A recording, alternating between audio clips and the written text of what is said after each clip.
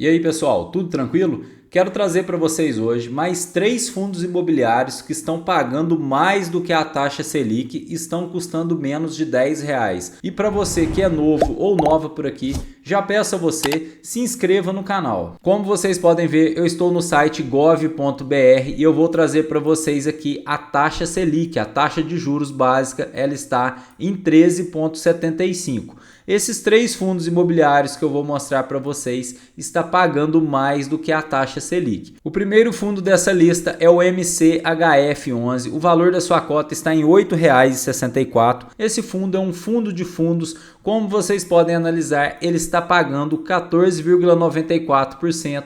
Que é o que dá um valor acima da Selic. Além disso, ele está com desconto. O seu PVP está em 0,91 e ele tem uma liquidez diária de 1,21 milhões. Algumas informações sobre esse fundo. O tipo do fundo é fundo de fundos. O tipo de gestão, gestão ativa. O valor patrimonial desse fundo, 307,24 milhões. O último rendimento que esse fundo pagou foi 10 centavos por cota. Ele tem 30.313 cotistas e uma taxa de administração de 0,95% ao ano. O seu segmento, títulos e valores mobiliários. Em seus dividendos, o MCHF11, se pegarmos por base janeiro de 2023 a abril de 2023, ele vem pagando uma média de 10 centavos por cota. Em seu relatório gerencial, as principais informações do mês, a taxa média da carteira, estruturados IPCA mais 12,9% ao ano, 147,2 milhões, aproximadamente 48% do MCHF. Créditos, CRIs, IPCA mais 10,5% ao ano, 78,1 milhões, aproximado 26% da carteira. E fundos imobiliários líquidos, 12,6% ao ano, 70 milhões, aproximadamente 23% do MCHF. Em sua análise de desempenho histórico, a liquidez, ao longo do mês, o fundo apresentou um volume de negociação no mercado secundário de aproximadamente 25,7 milhões, equivalente a 1,1 milhão por dia. O MCHF11 faz parte do IFIX com peso de 0,3%. Nessa parte você observa os fundos líquidos, alocação por setorial. Abaixo apresentamos a abertura setorial da parcela do MCHF alocada em outros fundos imobiliários. Shopping 1%, logístico 10%, renda urbana 11%, híbrido 13%, lajes comerciais 13%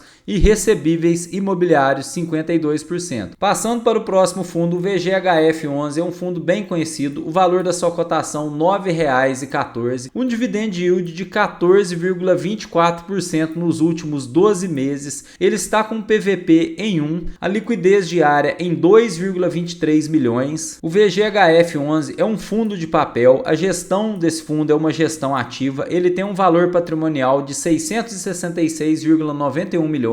Ele pagou 12 centavos no último rendimento. O número de cotistas desse fundo, 244.532. Ele tem uma taxa de administração de 0,90% ao ano e o títulos e valores mobiliários é o segmento desse fundo. Em seus dividendos, o VGHF11, que é um fundo de papel, ele tende a ter uma oscilação maior em relação ao pagamento dos seus proventos, mas se a gente analisar, se a gente pegar por base a partir do mês 12 de 2022 em relação ao mês 4 de 2023, ele tem aumentado o pagamento dos seus proventos. Indo para o relatório gerencial, você consegue observar a carteira de ativos, então tem todos os CRIs, os ativos que esse fundo investe. A parte de alocação por ativo, a gente pode analisar 61,8% em CRI, 5,9% em FIDC, 26,6% em outros fundos imobiliários, 2,4% em ações e 3,3% em S&P.